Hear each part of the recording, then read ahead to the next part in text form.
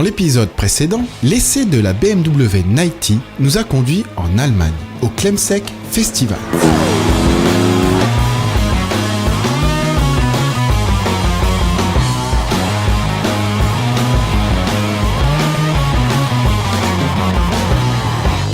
Klemsek, c'est bien plus qu'un festival de café racer. En 8 ans, cet événement a pris une ampleur considérable. Aujourd'hui, il attire près de 40 000 personnes. Et si l'esprit vintage domine, on trouve de tout. De superbes prépas, évidemment, des machines un peu moins élégantes, un coiffeur, des concerts, de sacrées gueules, de sacrés culs aussi, des frites et des saucisses, mais surtout, ce que les gens viennent voir ici, ce sont les runs.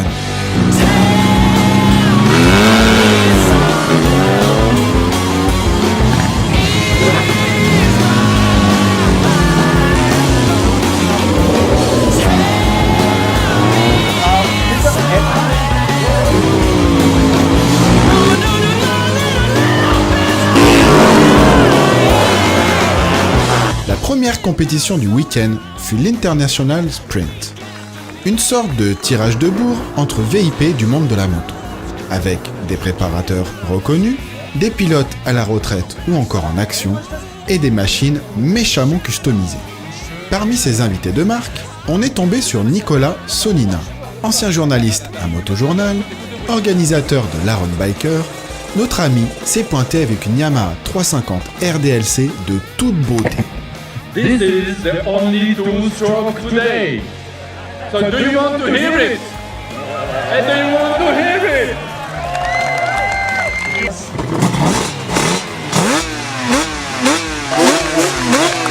Bon, le pauvre Nico n'a rien pu faire face à des gros quatre-temps beaucoup plus puissants.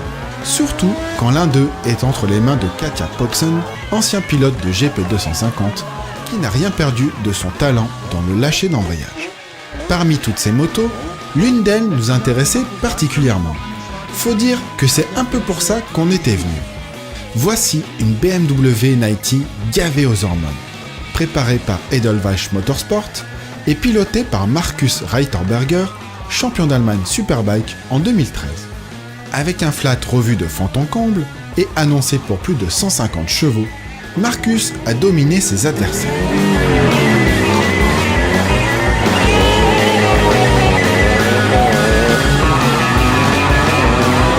Avant de se retrouver en finale face à Sylvain Bergeroux, qui chevauchait un hybride Suzuki animé d'un moteur d'Inazuma savamment boosté. Au final, c'est notre Franchi qui s'impose. Après les lauriers, il a même eu la gentillesse de nous dévoiler ses secrets. Excusez-moi, je fais des départs avec le frein, donc ça veut dire que je bloque la roue avant, je mets de l'embrayage, je vais au point de patinage jusqu'à tendre la chaîne à la limite de burner, et au moment où ça part, je lâche tout, et je lâche le frein, je mets du gaz. Bon, toutes les machines présentes ici ne sont pas forcément des avions de chasse.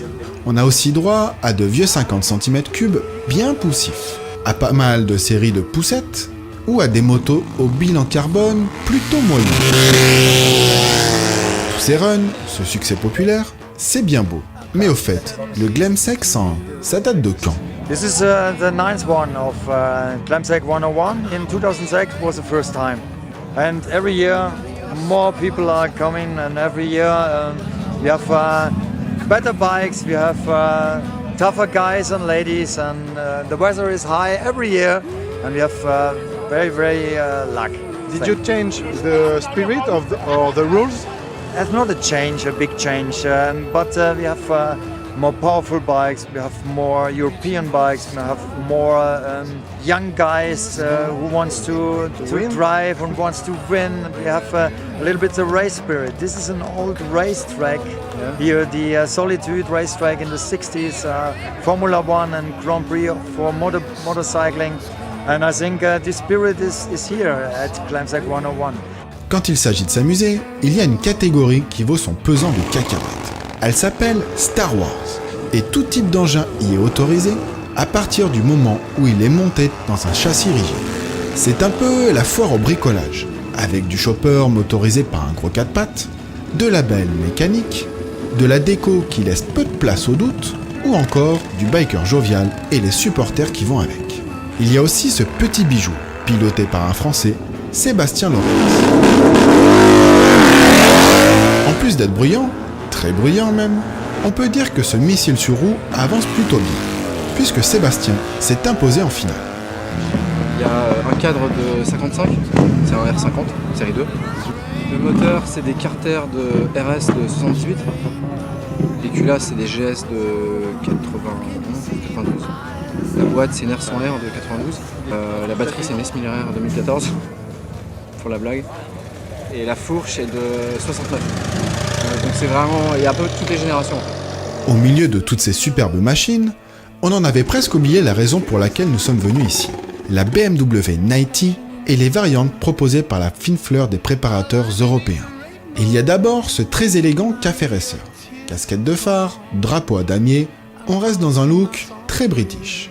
Puis cet autre Café Racer proposé par Unique Cycle Custom. Ligne pure, style minimaliste, mais couleurs légèrement flashy, nous, on adore. Ou ce Dort, fignolé par Blitz. Les Français sont certes restés dans leur style, mais grosse innovation, le réservoir de cette prépa a été réalisé et fabriqué grâce à une imprimante 3D.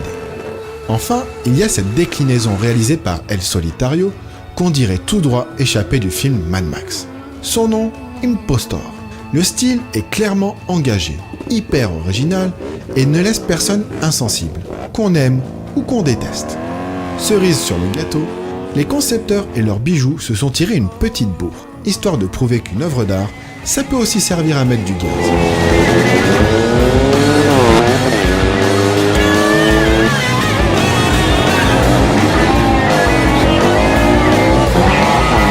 Et c'est la 90 de UCC qui s'est finalement imposée. Des 90 plein les mirettes, il était temps pour nous de quitter Clemsec et de reprendre la route.